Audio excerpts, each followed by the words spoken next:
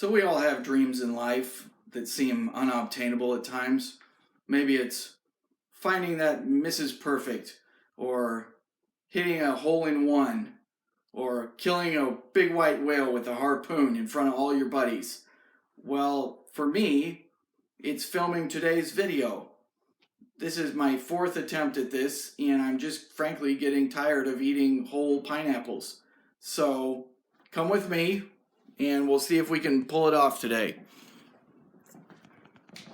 So here it is, a tropical delicious pineapple. It's my third favorite fruit.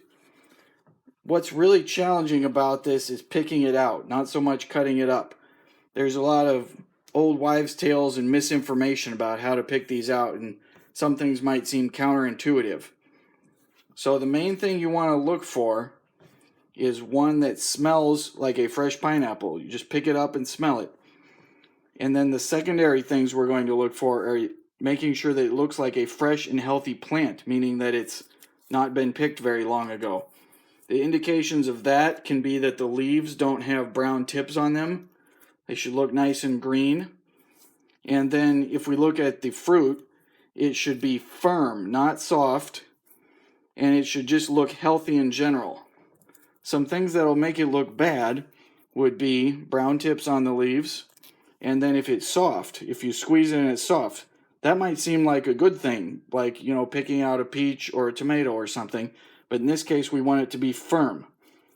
And if it starts to get soft, what that means is that the inside, the juice is fermenting in there. It might make the fruit softer, which might seem like a good thing, but it'll give it that sort of vinegary taste.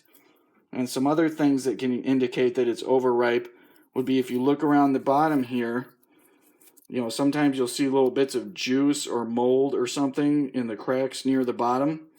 And then one of the favorite methods of picking these out is to pull on the leaves on the inside and say that if that comes out easily, that means that it's ripe. That's actually not true. It'll come out more easily if it's overripe, which will cause those same issues I talked about. So hopefully you want to find one that just looks like a fresh and healthy plant. Oh, and one of the other things, if it's more yellow than green, great. But per manufacturer, the color doesn't actually matter that much. I still look for one that's more yellow because I think that means that they picked it when it was a little riper, but they say that that's not actually true. So let's cut one up nice and quick here.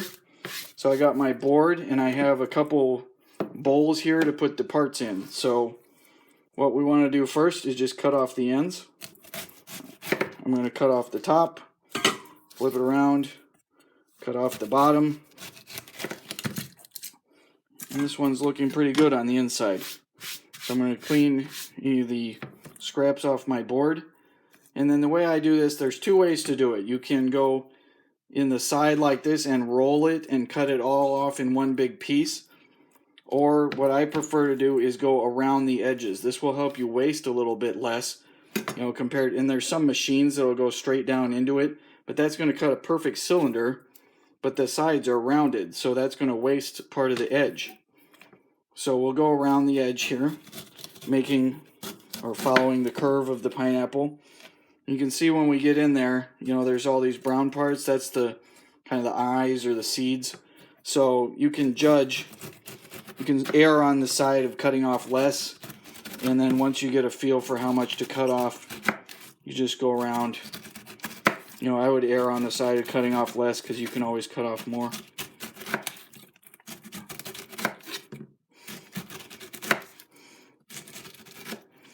So I'm going to clean up a few parts here. And there we go. So I'm going to get rid of all these scraps. And see how this isn't really round? That's how much you would have wasted if you just cut it in a perfect cylinder. So now what we do is cut it into halves, straight down the middle, cutting, straight through the core. And then you can cut it into sections. I'll cut this into eighths, but you could, cut that into 3 sections or whatever. This is just going to determine the size of your chunks. So we get that into spears like this. This is an 1/8 of a pineapple. And then I cut out the core. Supposedly the core is edible and it has a good flavor, but it's just so tough that I don't like to eat that. And then now we have our spear. We can just cut it, and you could cut it again here if you wanted really small, like tidbit size. But I like the big chunks. So there you go. That's how to cut up a pineapple. If you got any questions, let me know.